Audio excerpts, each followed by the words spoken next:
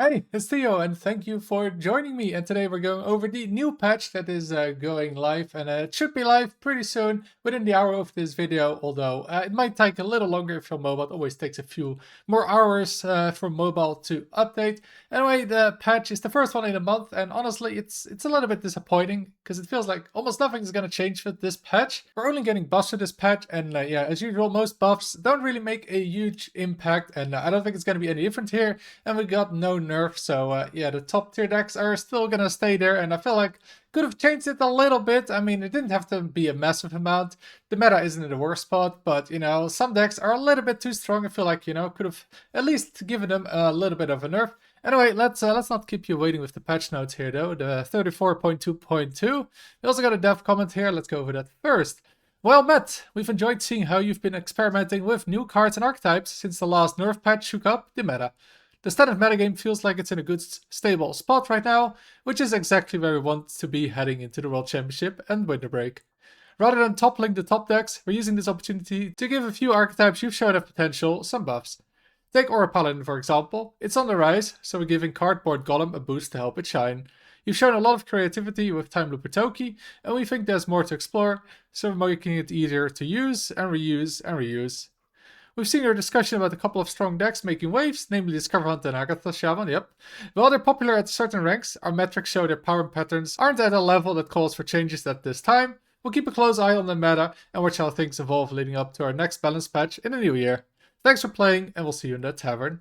So yeah, a few things here, right? You need to name Discover Hunter and Agatha Shaman. Yeah, they're a bit of an outlier. Well, Discover Hunter is like the best deck. It's a high legend. It gets played a ton. It's like 1 in 4 games for me when I play ladder. Agatha Shaman is by far the best deck everywhere else on ladder, and it's not really close at all. So I feel like those two decks could have had a small nerf. Make a Nayel 4 mana or something, and something is Shaman. It's a bit hard to really have a target in Shaman because it feels like there's not quite one outlier in it, but it feels like at least one small nerf to either of those decks would have helped a bit, have a bit more diversity in the meta. I think that could have been a little bit better than doing nothing. So let's now go over the changes. First of all, we got the Cardboard Golem going from a 4 mana 4/4 to this new version, a 3 mana 3/3. And I think this is actually the biggest upgrade of this patch, because this card might just see some play now in the Aura Paladin. Aura Paladin is actually already a good deck, so I'm not really sure where he had to buff that deck. It's actually like a very good tier 2 deck right now in Diamond Through Legend. And if there's one thing that deck is lacking is a good 3-drop. I think right now I was looking at the deck list. The only 3-drop they're playing, which is Zephyrus, and it's not exactly a great 3-drop to play on curve. So this card might just fix that spot. You take out a weaker card like a Spike Ridge Steed, and you put it in, and your Galbin, which is already your strongest card, is going to be extended by 1 turn. And it feels like it should definitely make the deck a bit stronger. So I think this is the biggest change in this patch. And I think this card will see play just because that 3-drop slot is so weak for the Aura Paladin. While the 4-drop slot is pretty contested, right? You have like the weapon that draws your highest cost cards, Galbin, and you have Elise, so you don't really want to play the Cardboard Golem there, but you do want to play this on 3. Now let's get to the next one, the Divine Augur, going from a 5 mana 5/5 to a 4 mana 4/5, and I don't think this buff is really going to change a whole lot. I think the card is just too weak. The effect just isn't really worth running in your deck. It's like it requires way too much setup because you need to have like multiple hand buffs, and then you play this and then you get benefit from it, and that's just generally not worth it. And then also, yeah, if you top deck it later, don't have a buff, this card is pretty useless. So yeah, I don't think this is gonna change much. I mean, it's a little bit of a buff, but I don't think this will be doing much. What might be doing a little bit, though maybe not right now, is the Powered Barrier, going from 2 mana to 1 mana. And yeah, for 1 mana, this seems actually like a solid card. Give character Divine Shield, so you can give yourself or a minion that played on turn 1, right? Immediately start buffing minions for turn 2. And it's way easier to fit in a turn. And yeah, giving your minions in hand plus 12 is quite nice. Though I don't know what it goes into right now, because yeah, I don't think a hand buff deck is really worth running in Priest right now, even with that Divine Augur buff. So yeah, I think it's a solid buff. I think the card is now way better. Feels like it's doing quite a lot for a 1 mana card, but yeah, I just don't think there's quite an archetype for it right now. Then we go to the next buff, which is the Eternal Halt, which changes from just getting any demon for 5 mana is now discovering any demon for 5 mana.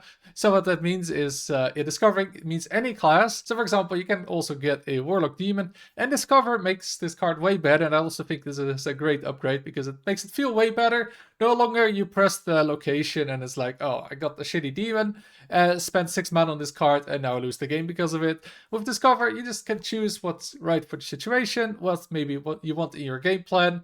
And yeah, Discover is just way better for a card like this. So yeah, good buff here. It's not the only buff though to no mini demon hunter. The next buff we have is Solitude, going from 2 mana to 3 mana. And yeah, wait, it's a buff technically, but because now you can discover 2 minions. Now, I'm not sure actually how much of a buff this is, because +1 mana is pretty big for a card like this. It already felt kind of clunky to play, honestly, when I was playing some Spell Demon Hunter at the beginning of the expansion of the Brawl. And spending 3 mana to discover 2 cards just isn't that great, and you mostly wanted that discount on maybe some other cards. So I'm not quite sure how big of a buff this one is. Yeah, you get more value, but I'm not really sure that was the issue with the list with the Spell Demon Hunter. Spell Demon Hunter is more of a deck that just wants to be aggressive, right? Push damage. And yeah, it has some minions, but it's not really gonna overwhelm the board with those minions. And I don't think it's really gonna change with this. So it feels like maybe it's a small buff, but I don't think it's actually, very massive. The Eternal Hold change is way better. So overall for Spell Demon Hunter, I would guess it's probably still not viable. It's probably gonna feel a lot better to play now, but it's, not quite viable to climb with, I think. And maybe the rotation is gonna change when a lot of cards rotate. Then for Druid, we got 2 buffs. First of all, we got the Highborn Mentor going from 8 to 7 mana. And yeah, this card was pretty weak. It didn't really see a whole lot of play. And when you played it, it didn't feel that strong. So it makes sense to buff it to 7 mana. And yeah, maybe it sees a little bit of play again. Maybe next year when the power level should go down, it sees more play. Though right now, I'm not really sure what it goes into. Like Chrono decks are more like... Chrono is more of a support card. Then you can really build your deck around it. And yeah, generally Druid just has better win cons, I'd say, than this one. Just because, yeah, it's 7 mana, you have to invest in that. And then maybe you don't even get what you want. You have a full hand and only get draw options. That's not great, but I can definitely see this see play somewhere in the future with this buff. Then the second buff is to Kelderai Cultivator, which goes from a 3 mana 3/4 to a 2 mana 2/3. And I think this is a good buff to it. I don't think it's necessarily going to be playable, but the great thing is now you can play this card now on turn 2 into the draw card, Contingency. So you actually have a good curve that you can use this with, instead of just having to play it on 3 mana, on turn 4 then you draw the bottom 2, and then only on turn 5. You get the benefits from these beasts. Now, it's probably still going to be too slow, because you still kind of need both cards to be in the mulligan, which is not that likely. Then you play this on 2, then you need to get good beast, then you play on 3 the draw card, and then on turn 4, maybe you get like a 4 cost with +5/+5, and that costs you basically 9 mana total to set it up, and then you just get 1 big minion. I don't think that's quite good enough to see play, but it's a nice buff if you do want to play with this card. Just helps you actually have a decent curve in that early game. Now the next buff we have is to mage to a Time Looper Toki. This card has seen a little bit of play lately, though. Yeah, the deck is absolutely terrible. Toki was one of the worst cards in the deck, even though we've been calling it the Toki Mage. And it's getting changed from a 4 mana 4 for getting 4 random spells from the past to a 3 mana 3/3, get 3 random spells from the past. So it's a bit easier to play now. It's a bit easier to fit in. Overall, it's still about the same value. You still pay 1 mana per stat and per random spell. So in that way, not much has changed, but it is way more flexible now with that reduced mana cost. It's still probably not going to be worth it, because getting absolutely random spells from the past is not that great. I've played this card, and it's like sometimes you get, draw a beast kind of card or buff a beast, and then you don't have a beast in the deck, and then suddenly your Time Looper Toki just bricks. That's pretty awful, so I don't think it's suddenly going to be a great card, but it's a bit more playable now, and it's a very fun card to play with, so yeah. Overall, nice buff, although, yeah, not changing too much. Then we get into the final buffs, and Rafam is getting a couple of buffs. First of all, we got the Tiny Rafam. Instead of just drawing a card on Death Rattle, now you also have Battlecry drawing a card with it. And this makes this card very, very strong, I'd say, in the deck. 1 mana, draw 2 cards that are your win con as well. That's extremely strong. Yeah, you just have to play it in a Rafam deck, but this card is very good now. Then we get the Green Rafam getting buffed as well, from just buffing your hand with +2/+2, or your Rafams in your hand with that, to Rafams in your hand and Battlefield. Now, I don't think this is too big of a buff, because it buffs the cards on the battlefield, and yeah, how often do you really gonna have a Rafam on the battlefield after playing this? Not too often, I'd say. At least it means that, when you have green Rafam in hand, you can actually just play Rafams and maybe buff them afterwards. You don't always have to keep them for the green Rafams. So I don't think this card is going to have too big an impact, this buff. It's a little bit nice, because often this green Rafam felt kind of weak, because by itself, it just kind of did nothing. And then you really needed just other farm cards in hand. And then, yeah, it just was a little slow. Now it's slightly better, but yeah, might still be one of the weakest farm cards. Then we have a third farm card getting buffed, which is the War Chief farm. And instead of gaining 5 armor when you control another farm, you now get the extra 5 armor when you're holding another farm. So it's a little bit better because you don't actually have to set it up on the board anymore. It's pretty easy to hold farm because obviously often you have like an expensive farm like the 9 mana farm or 7 mana farm in your hand. So it just makes it feel a little bit better to play with. But overall, I don't think it's gonna change too much for the farm, these 3 buffs. The biggest buff is definitely the tiny farm. Just getting an extra farm drop for just 1 mana is great. But the other 2 are slightly better, but not buffing the deck by that much. That is going from like a 30-something% win rate deck to suddenly a, you know, close to 50% win rate deck where it's viable. So yeah, again, another deck that maybe is going to work with rotation. I don't see it working right now, but it feels like some nice buffs that make it feel just a little bit better to play with the farms, even though I don't think it's going to be viable. And that is it for this patch. And yeah, it feels like a little bit disappointing we don't see those nerfs like I mentioned earlier. And also feels like we could have had a lot more buffs. Feels like a lot of these buffs just don't do a lot. And it feels like we could have had more buffs that, you know, make cards feel a little bit better. Like, why not make Anomalyze 6 mana? That card is atrocious.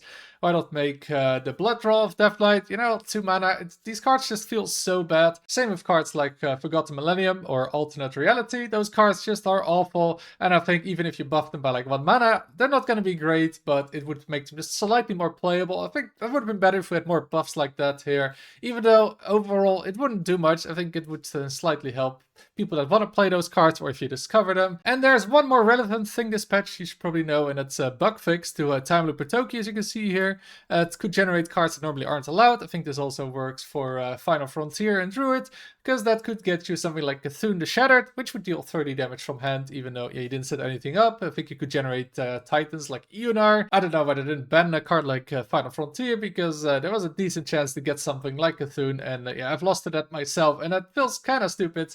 You just lose to somebody having that bug. And I think they should be a bit more proactive in just banning those cards temporarily until it's fixed, instead of just leaving it up like they did now. And that is it for this patch with standard changes. Lots of Battlegrounds changes if you're interested in that, but yeah, these are the standard changes. Like I said, I kind of wish we got more here, but yeah, this is what we're going to have to do with probably until the mini set, which should be somewhere early in January. Anyway, let me know what you think of this patch. Do you agree with me? You wish you would have seen more, or are you happy with the patch, and do you think it's fine we have this for another month? Let me know in the comments. If you enjoyed the video, make sure to like and subscribe. Thanks for watching, and until next time.